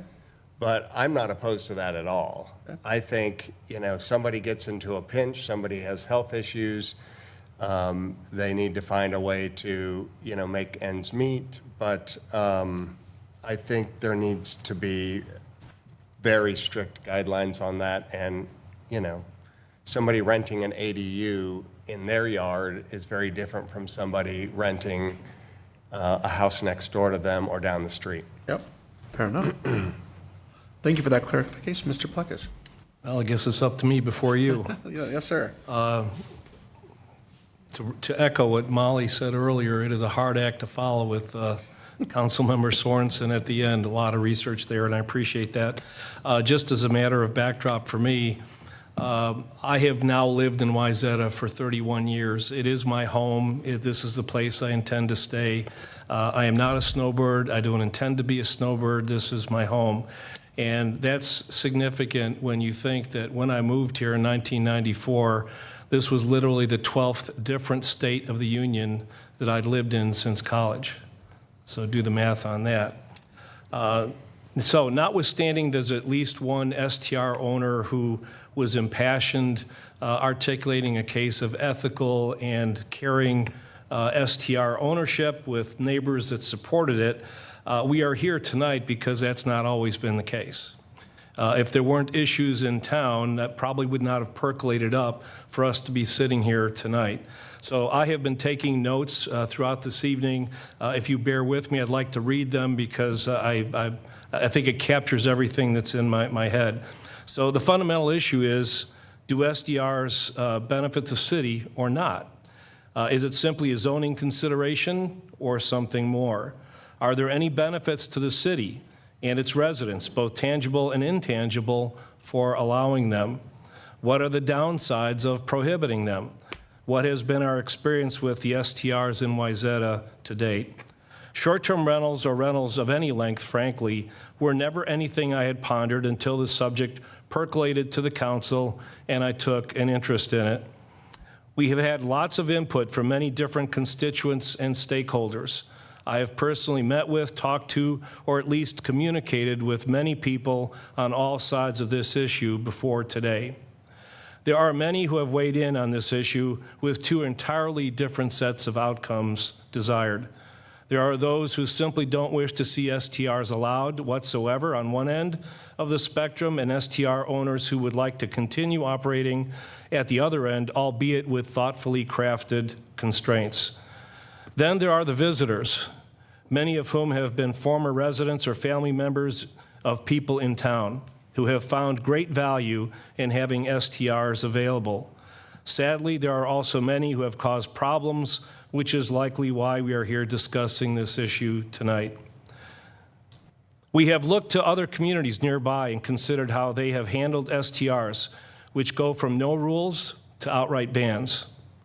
The question is, should we simply hit the easy button and prohibit STRs entirely, making a clean break, or craft an ordinance that takes into account and balances the concerns of both the neighboring residents most affected by STR rentals and also that of the owners of STRs? Is it possible to craft an ordinance which adequately addresses the concerns of neighbors and still allows for STR options without also keeping the door open to potential problems caused by inconsiderate visitors, or worse, who are unconcerned about such things? In my interactions with people, I have been given good arguments on both sides of this issue. Here are some of the pros I heard from allowing STRs. It gives larger families who are visiting relatives in town, or perhaps senior citizens in places like Folkestone, a more convenient and economical alternative to a hotel. It gives visitors an option. It gives owner-occupied STRs a financial benefit to the owner, possibly playing a key role in allowing them to continue living in Wayzata. Visitors to Wayzata may add to the diversity and vibrancy of the city. And then there are some cons. A good renter one weekend could be followed by a bad renter the following week. STR renters come and go with little ability to correct behavior issues. They could pose safety, security, and parking concerns for neighbors. Erosion of a sense of community. It degrades the sense of a neighborhood. Allowing short-term rentals in an otherwise longer-term rental property does not add anything to the city in terms of property taxes. Now, stripping away personalities and cogent arguments from people who have a vested interest in the outcome tonight, I'm left to ponder what is the best long-term solution for the city and its tax-paying residents. Some residents have indicated they want no STRs. Others have indicated an openness to having them with sensible and enforceable restrictions. Going from the least restrictive to the most restrictive seems dramatic, but is it the right thing? Wayzata has become a destination city for the Panaway, retailers, and restaurants. Do we want to turn it into a tourist town? To me, the views of the residents in closest proximity to STRs who have witnessed the pros and cons up close are the most important because those views represent the people who are most affected by what we do here tonight, and that matters to me. Thank you. Thank you, Mr. Plekish. If you're comfortable, Mr. Sorensen introduced another element about the on-site, homestead. If you feel comfortable commenting on that, I'd welcome it. If not, I respect your decision. Well, what I can say is I think what homestead means is fairly clear in law. You pay property taxes based on homesteading, but like Councilmember McDonald, I think, and Park Hill, I think it's just too quick to react to that. So I would say at this point, no. Okay, thank you. Thank you, all of you, for an hour's worth of feedback on this topic, and thank you for your thoughtfulness, all of you. I lived here, I guess, 30 years next year. This may be unique, may not, but I've lived on 4 different streets in those 30 years. I started on Benton Avenue, and then some of my neighbors remember we were neighbors on Benton Avenue. Then I lived in Huntington Avenue. I see some of my neighbors that were in Huntington Avenue when I lived there. Then I moved to Circle Drive. I see some people from Circle Drive. That was a rental, long-term rental. Then I moved up to Chicago Avenue and Park. I see some of you there. And I'm now in my last place, which is a little tiny 1,600-foot cottage on Berry Avenue, right next to Wayzata West Middle School. Although don't come and throw eggs at my house, please. I struggle with this. Berry Avenue has 4 long-term, sometimes flipped to short-term rentals on Berry Avenue. And I've seen the positives and the negatives of it flipping from short-term to long-term. One of those houses just sold on September, right after Labor Day. So it'll go back to an individual home and won't be rented anymore, but that leaves 3. I struggle with this. I like Mr. Sorensen and generally a pro-property rights individual. And my position on this is stayed consistent. It's going to stay consistent tonight. I would support, common sense regulation and continue to allow them in a very regulated fashion. I'm not going to waste everyone's time and kind of go into my arguments behind it, but I do feel as the mayor to offer a balanced set of perspectives in this dais, which is my responsibility, right? Regardless of my opinion. I just want to read a couple of the common sense regulations that were proposed. I don't think it's going to move anything, but I just want to put it out there. And then I have some other concerns about the finer grained details if this was to pass tonight as presented. So I'm just going to read a few of these. Again, it doesn't necessarily represent my position personally, but it's my responsibility to have balanced perspective for everyone to consider. So I'm just going to do that. And this came from at least 1, maybe 2 current operators.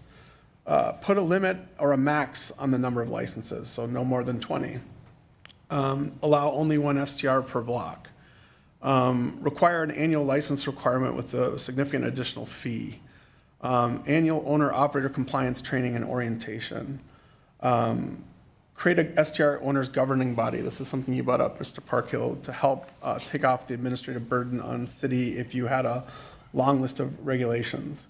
A maximum of 6 days per month versus, or 52 rentals per year. It goes on and on. I felt compelled just to put that into the record so that the record shows, all sides of this in a more balanced way. So here are my concerns. It looks like, a ban may prevail.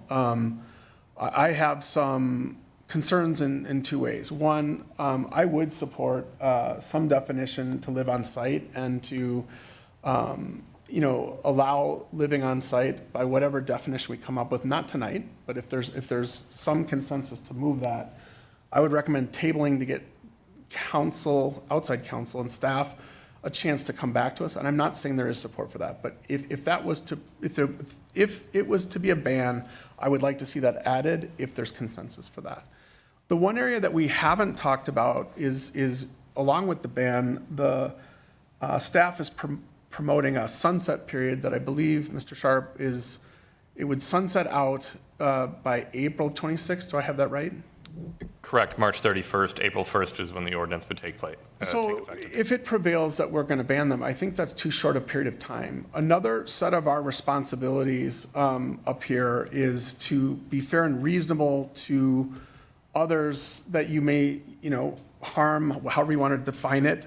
And I'd like to see that period extended because I don't remember who made the comment. Litigation is in the air on this topic, regardless of what we do tonight, not just locally, but nationally. And we have to take that into consideration in this regard. I am not afraid of litigation. I'm afraid of litigation where you're going to go in the ditch and lose and make it worse for the community. And I'm not saying that's present here, but we need to be mindful of when we license something recently and then we abruptly pull back, I believe, that we should have a responsibility to have a reasonable sunset period so that they can adjust and move on. So with all that said, I don't think there's consensus for my point of view, but I wanted to at least introduce that into the record. And then I'd ask as we go through this together now, do we have all the information, right? And, looking for a yes or no on that. And is there consensus to add this clause, or however you want to, additional language that would allow for, someone to live on site? If there's consensus for that, I'm going to recommend tabling. And then the last point would be, if anyone's willing, does anyone else share my concern about an abrupt pullback and how that may be interpreted in the courts, how that might be interpreted if we do get sued? I'm not asking for a legal perspective. Certainly our city attorney can weigh in with a legal perspective, but I have a practical business perspective on it. That common sense, judges, when they look at what you do, they look at the legal side, they also look at the practical and reasonable side. And I don't want to be interpreted as being not reasonable in changing our mind. We have every right to change our mind, but let's be reasonable about the period of time that we pull back. So those are my comments. I think this is going to pass in some form tonight based on the testimony of all of you. But I guess I'll walk us through a process, but let me first let the city attorney weigh in on some of my comments about, from a process standpoint, if there's consensus to add something, should we table it? Should we up or down vote it? I mean, how, and I'm not saying there's consensus. I'm just trying to understand how we might go through this if consensus appears for adding that provision.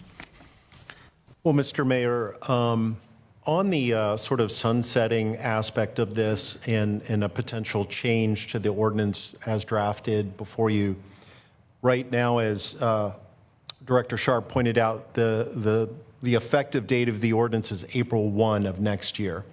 So I'm not good at math, but what is it, 7 months or so for a sunsetting period. And the reason staff went with that date is because all of the current licenses will expire on that day. So it seemed to be at least a natural place to start. Mm-hmm. I think we talked about that a little bit at the workshop.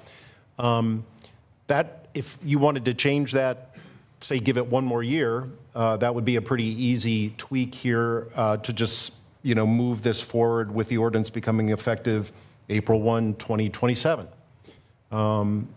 If we went for a shorter period, you could also specify that date. I think we'd have a little bit more of a challenge in thinking about how to administer 6-month licenses. Can you moratorium it and then allow no new, but allow sunset? That would be a little bit more complicated. I'd have to think through that. I did want to address your other question, though, Yeah, please. while it's fresh in the mind. So in terms of building in an allowance for short-term rentals when it's owner occupied or it's a homesteaded property where the owner would be present, I'm not as concerned about the definition of homesteading as some of the finer nuances. I think the idea is that it's owner occupied, someone's there. We can check on a homestead status pretty easily, and I think confirm that. We can even, as Director Sharp pointed out, ask for an affidavit. Some cities do that. But if that's all that was required, we could do that, but I don't think it would necessarily mean that someone's always going to be there.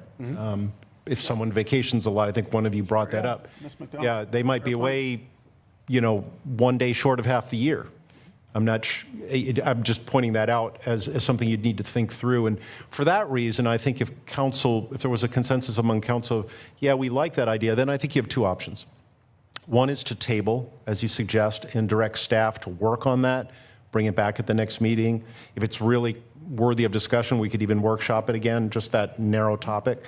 The other thing you can do is, if you pass this, it doesn't become effective for a year.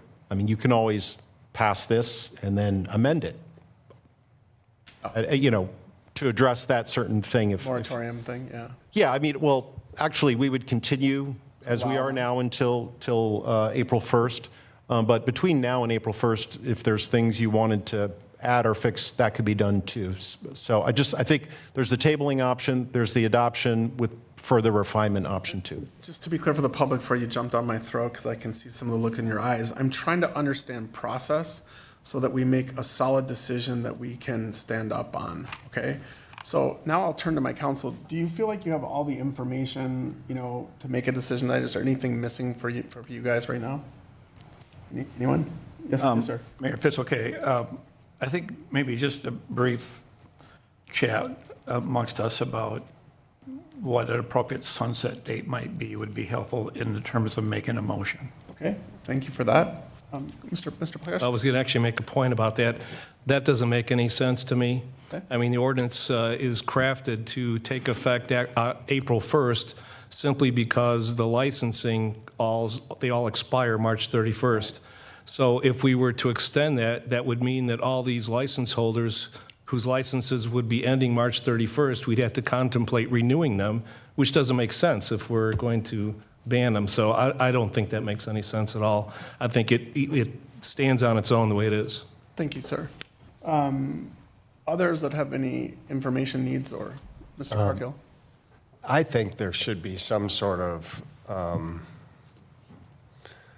reasonableness, as you mentioned, and what's reasonable, what's right, what's fair, and I would like to see maybe those licenses renewed for 6 months, a limited amount of time, so that there is, 6 to 12 months before these things expire to allow somebody to deal with their property in a way that's appropriate for them.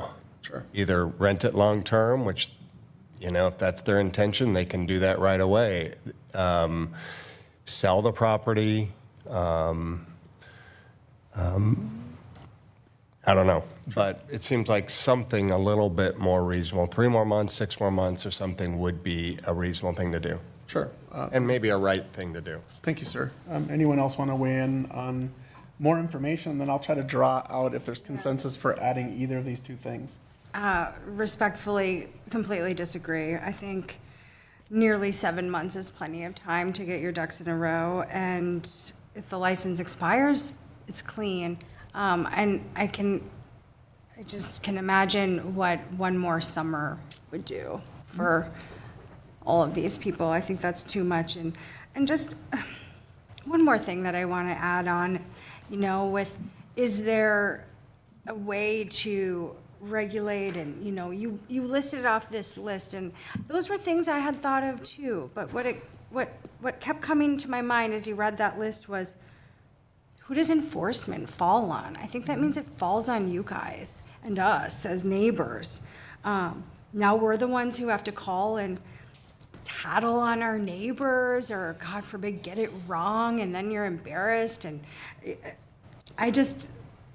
it made me, I hadn't considered if we did find a way to regulate, who would be, and I just think that's too much of a burden to put on staff, which was really my initial feelings, but I also think it's an unfair burden for the residents. So, sidetrack there. No, it's fine. 3/31/26, plenty of time. All right, thank you for that. So just so we're clear, it's been a long day. We've been here 5 hours. I think some of us have been up in our other day jobs since 4:30 this morning. I just want clarity here. 4:30 this morning, by the way. I'm going to go through and just, again, get you to weigh in on, I think I've got it right, but I want to make sure it's crystal clear, and then we'll go to a motion. So just weigh in on, I'm supportive of an adjustment that allows, I'll just call it the homestead provision. I'm supportive or not supportive about tweaking the date for extension, and then we'll go to a vote. Mr. Sorensen, if you would mind starting. Yeah, so I'm supportive of the amendment as stated, meaning the sunset date would be as stated in the ordinance, which is what, end of April 26th, end of March. And this issue of the homestead, I think our attorney's suggestion made sense to me, and that is pass this tonight, and we could take a little time if we want to see if we want to amend it later, because I made this suggestion, I'm okay with it, the way I think I understand it, but it's probably a good point. We probably should be really clear about it if we're going to include it in a motion. So give us a little time to do that later, but I think we should pass this evening. Okay. Thank you, Mr. Sorensen. Ms. McDonald? Similar, same with me as Councilmember Sorensen, just write it as the proposed motion works for me. Thank you. Mr. Plekish? I really don't need to elaborate. I agree with my fellow council members. Thank you, Mr. Parkhill. I agree, except that I would like to see a little bit of leniency on the sunsetting, maybe another 3 months. Yeah, and I would support making tweaks in both areas. So I think it's going to prevail to pass it as is, but let's have someone make the motion, the second, and the further discussion, and see if it passes. If it does, I'll make a comment about the further comments. But I would accept a motion to accept the first reading of the ordinance 852 prohibiting short-term rentals based on the findings of council at this meeting and the purpose set forth in the ordinance. Do I need to add any additional detail, Mr. Schelzel? Okay, so I would accept that motion. I'll make that motion, Mr. Mayor. Okay, second? Second.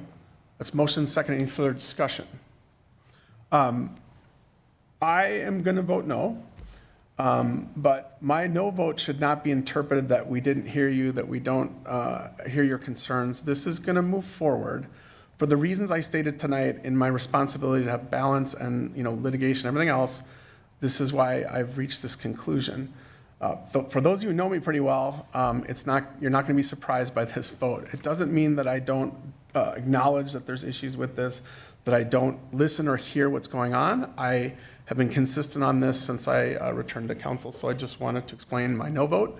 I'm still your neighbor. I expect to be neighborly with you when we're done. So it's been motioned and seconded. I had further comments. Any further comments from anybody else?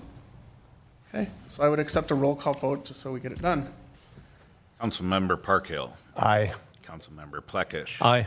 Councilmember McDonald. Aye. Councilmember Sorensen. Aye. Mayor Mullen. No.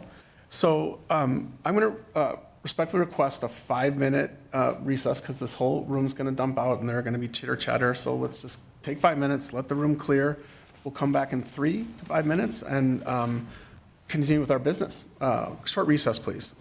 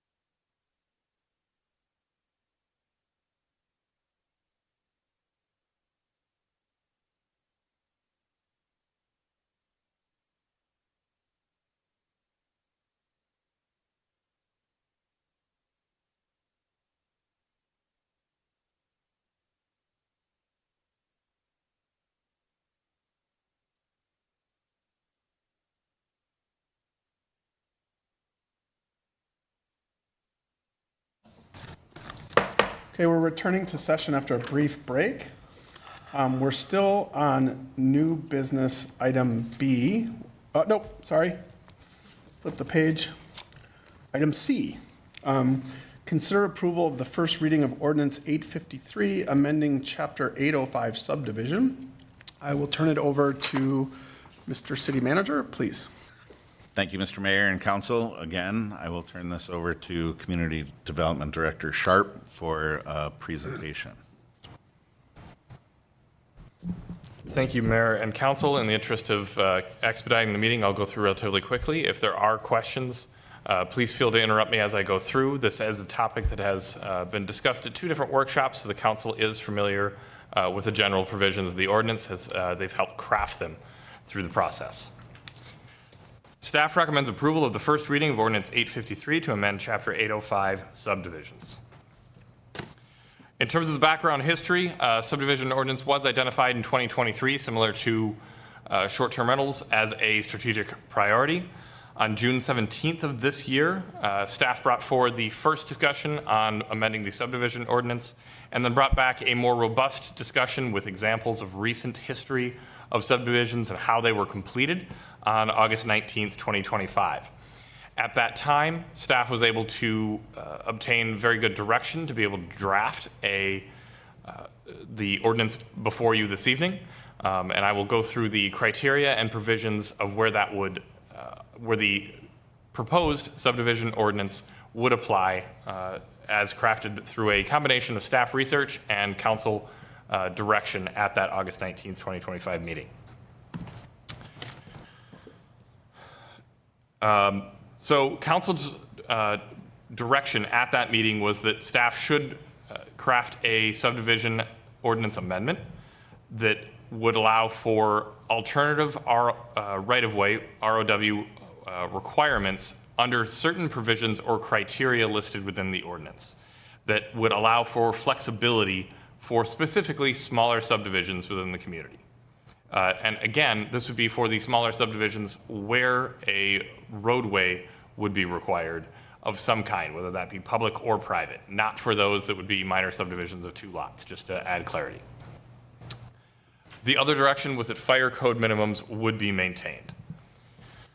So the basis and findings for the new ordinance were that reduced requirements should be permitted when they protect and preserve natural environments, that smaller roadways can help preserve community character, but that those reductions should be limited to specific zones where they can help preserve that community or that neighborhood character, and that reductions will enhance and preserve the health, safety, and welfare of the community. The ordinance drafted, there are going to be 2 slides on this. One is the criteria in which it will apply, and then the second will be the right-of-way provisions that could be reduced subject to the property meeting these conditions. I'm going to go through these. I know that the text is on the screen, but I want to make sure that this is spelled out very publicly. So subdivision must be of 5 lots or less. That also includes connections for future. Property must be guided, estate single family. The property must be zoned R1 or R1A. These are the estate zoning with minimum lot sizes. They're on the screen. Property must not have been subdivided within the last 5 years. This was added to protect and ensure that somebody cannot take advantage of this provision by multiple subdivisions over subsequent time. And the property must present unique circumstances that protect and preserve natural features without compromising the general health, safety, and welfare. Under these conditions, specific criteria that would allow reductions in right-of-way requirements subject to state fire code would allow a 40 to 50 foot right-of-way, unless it's a private road, in which case obviously right-of-way would not be a requirement. 20 to 26 foot wide roadways with curb and gutter encouraged. 8 to 10% maximum roadway grades. Multiple fire turn around options. These are detailed more in enhanced detail in the actual fire code. And private roadways may be permitted subject to approval and subject to review and approval of the city engineer and city council. With that, the proposed motion this evening is the approval of the first reading of ordinance 853, amending chapter 805 subdivisions based upon the findings of council at this meeting and set forth in the ordinance.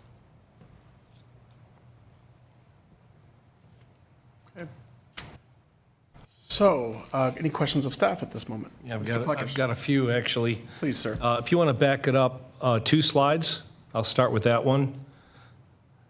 Okay, here, I'm a little curious about the third bullet point there. It says property must be zoned R1 or R1A. I'm okay with that part, with a minimum lot size of 0.9 acres, but the 1.8 acres number intrigues me. Why would this not apply to properties that are, say, 6, 7, or 8 acres? This is the minimum lot sizes in R1 and R1A. Those are the minimum Those lots. are the 2 different minimum lot sizes within those zones. Okay, it was It's not not- meant to be the upper limit, so if you were a 10 acre but R1A, that you couldn't. It was Okay. the minimum lot sizes within those zones. Okay, if it had been and instead of 2, it would have been clear. And go to the next Correct. page, which is actually a little bit more interesting to me. The first 3 bullet points all have a range, and I'm curious why there's even a range. Are we saying that the right-of-way must be a minimum 40 and a maximum of 50? What is that supposed to mean? The range is meant to allow for additional Mayor, Councilmember Plekish, the range is meant to allow for additional flexibility. In some instances, a 40-foot right-of-way may be appropriate. In other instances, because of the design, say curb and gutter or utilities, a 45-foot right-of-way may be more appropriate, or it may go all the way up to the 50. Okay, Similar with a 20 to 26-foot wide roadway. so the number that's long- set is dependent on the property. Correct. We're Okay. attempting to mimic PUD ordinance requirements or flexibility within the subdivision ordinance. So here's a perfect example with the roadway width, actually. If you were to do a ditch format rather than curb and gutter, you may need additional right-of-way because it's going to be a larger section, because curb and gutter actually allows for, well, a wider roadway, potentially less right-of-way. So the 2 can compete with one another, and therefore the range fits the design and the property. Okay, and I assume it's the same for that third bullet point, that in some properties, 8% for reasons of what's unique to that property can be no higher than 8%, but others might go as high as 10%.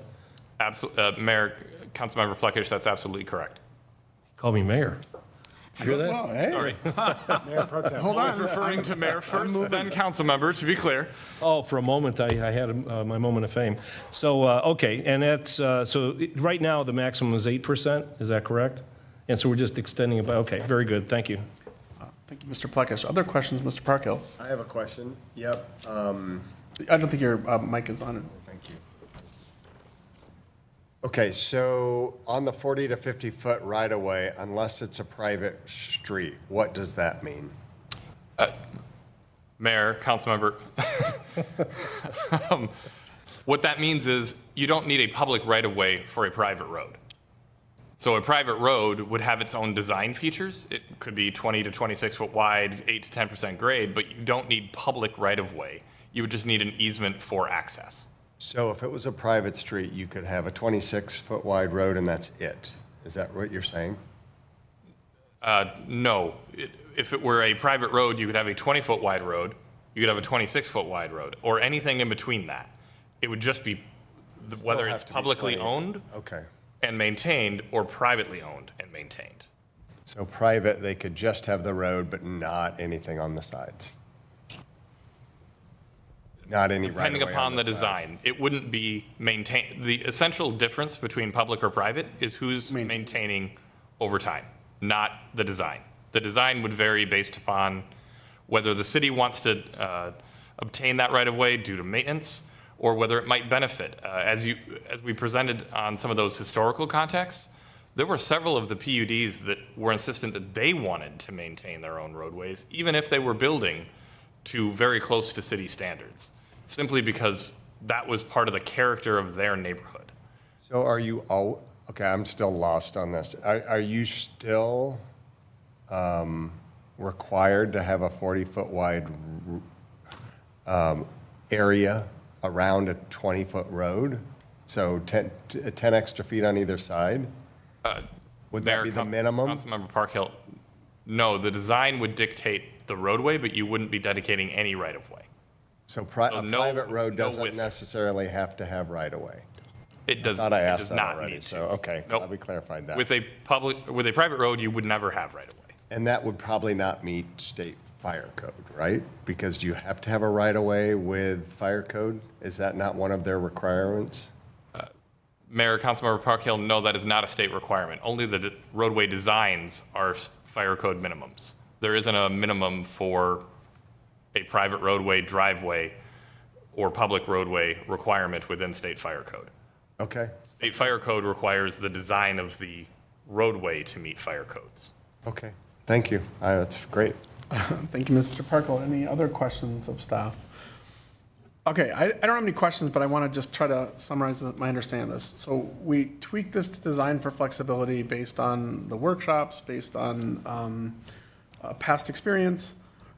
It's allowing public or private. It's allowing up to 5 lots, or 5 lots.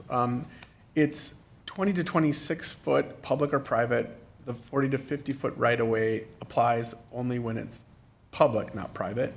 We're allowing flexibility in the grade because it gives us, we know from all the stuff we looked at, there's varying topography and such, so it gives us flexibility there. Our fire truck turnaround options goes to the fire code, so it has several options that we would work through. And a private roadway would be permitted. So with that, I would accept a motion to approve ordinance 853. I'll make that motion, Mr. Mayor. Do I have a second? A second. Thank you, Mr. Pluckish. Any further discussion? All in favor say aye. Aye. Aye. That passes. So that's unanimous support of that text amendment. Next on our agenda is consider approval of reading of ordinance, no, next one, sorry, I have to turn my page, it's getting late for me. Consider approval of the first reading of ordinance 854, amending chapter 810 of swimming pools. Mr. City Manager. Thank you, Mr. Mayor and Council. Again, I will direct this particular topic to Community Development Director Sharp, for a presentation. Mayor, Council, thank you. This will be my favorite one from the evening because this is the staff-initiated ordinance. What I am going to start this off with is whenever staff is going to bring an ordinance like this forward where we're looking to clean up code, and I'll tell you a bit of the story with it, we aren't looking to bring forward something that could be controversial or require a significant amount of time, resources, or effort. We're trying to do so to reduce staff time, resources, and effort for ourselves because we're running into a section of ordinance where we're regularly having to make either a very odd interpretation or that there has been considerable amount of variances coming forward due to requests from neighbors. So there's an overall context. You will see me do this several times. It was something that I've been known for throughout my career to try to expedite code review and ensure consistency and not require variances where they are very consistently granted.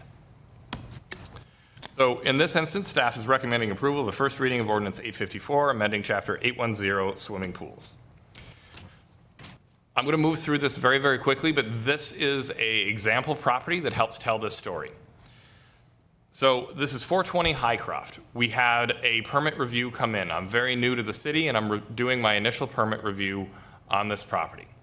They're going to tear out the existing foundation you're seeing on this, and they want to build a single-family home, and they want to put a swimming pool on the property. The issue being presented, as you can see in my notes, there's a front and side noted on this. And where my initial review comes up is our code requires around swimming pools a fence of at least 5 feet in height. And then within our fence ordinance, for any side property line abutting a public right-of-way, it must be treated as a front. And in that case, we don't allow any fences that exceed 4 feet in height. So now this property needs a fence variance in order to have a pool. These are the types of conflicts that when staff identifies, we either need to make an odd interpretation that often could be subject to litigation, or we need to come forward with a code amendment. I had worked with the proposers of this project, said that staff would bring this forward. We have done so, and the reason why I wanted staff to bring this forward is upon further review of the ordinance, you'll see that there's a couple of other provisions that I've wanted to change to help clean up this section. Most of these are intended to be of very low significance and meant to be ancillary to the primary point of cleaning up that conflict of 4 foot and 5 foot. So this slide was intended as my summary of that. So I'm going to move through that quickly. We have 4 different amendments essentially here. And there's only one other one that I'm going to go into any great detail on. But there's that conflict between the 5 foot and 4 foot. There's also mechanical equipment setbacks. We want to align that with the zone that you're in, so whether that's 10 foot or 5 foot. Right now, that's 50 foot. There's a lot of properties that can't meet a 50-foot setback for their mechanical equipment for the pool, when the pool is only required to have a 10-foot setback. We did add provisions that it must be fully screened and not visible from nearby properties, and that screening must meet our screening requirements. So as we've looked through past permits, that has been what's been required. The third item that I'll go into a little bit more detail on is the ASTM compliant pool covers in lieu of fences. This is an item that if council has been presented before, and if there are significant concerns, I'd want to drop it from this ordinance amendment and move forward with the other provisions. And then the other aspect is simply so that we get common concerns from outside parties of where do you find the setbacks, and it was a confusingly worded provision that we're amending. You'll see that in the draft ordinance. I'll go into a little bit of detail on that ASTM standards. I've tried to leave this really, really high level, so I'm just going to go through it, and if you have questions, we'll be able to answer them. But essentially, there's a professional organization, the association, that has developed the pool ordinance, and the ICC has, since council last discussed this, come up with provisions for pool covers in lieu of fence requirements. They have to test these pool covers. They're extremely expensive for their installation. They have to be custom installed for the pool. And what they allow is, instead of a fence around a property that has a pool, it allows a pool cover that allows, by their standards, 2 adult individuals and 1 child to be standing on the pool cover without any danger. They also have to be able to self-drain from snow and rain. This was proposed to council a number of years ago. Council expressed concerns due to safety and wanted either insurance or other standards to, so that the city didn't need to come up with the provisions for what's safe and what is not. Since that time, the ASTM standards have been developed. We get a lot of concerns about this, particularly along the lakeshore properties where they don't want to see a fence. And as you'll see from your packet, the example provided is our code actually does not require that a fence goes all the way to the lakeshore or all along the lakeshore. So a lot of times what ends up happening is a fence goes down to the water line and stops. So you can walk into the lake to get to the pool. And these are the types of ordinance amendments that I like to bring forward as potential solutions when I'm able to find them. If there are additional questions on that one, I can certainly elaborate, but I've worked with our building official and our city attorney to make sure that this would meet those, or that this standard would not reduce safety within the community. With that, I stand for questions, and staff is looking, or the proposed motion is available for council. Questions of staff at this point. Mr. Sorensen. Yeah, so my question pertains to pool covers in lieu of fences.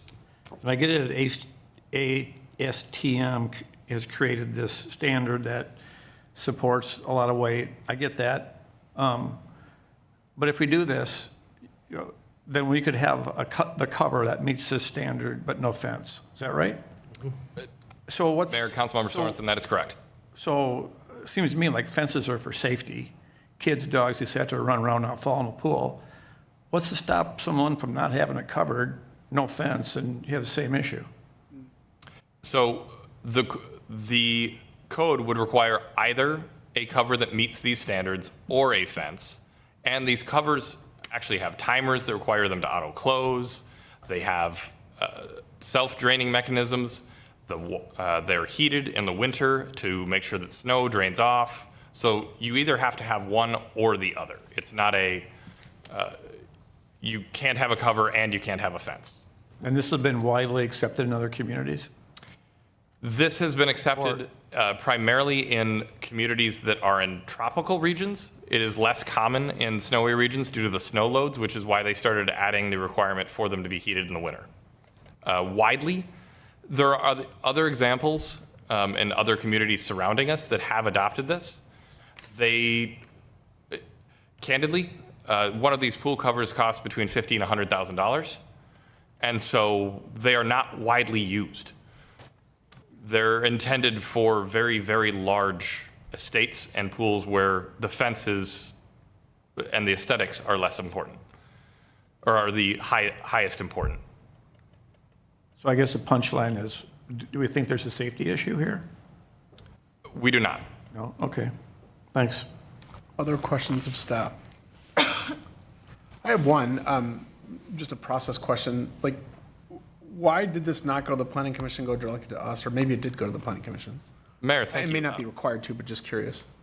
This is actually within the same chapter as the other two provisions you've been working with this evening, Chapter 800, that does not require planning commission review. If the council does first reading on this, I will be presenting it to the planning commission along with the other items to keep them apprised of development activities. No, that's fine. Any other questions of staff? Okay, bring it back to the council for discussion. Who would like to weigh in? Any concerns, no concerns? Pros, cons? I'll go. Please, Ms. McDonald. Director Sharp, I appreciate you, excuse me, I appreciate you cleaning up our code and making it easier for our residents who want swimming pools.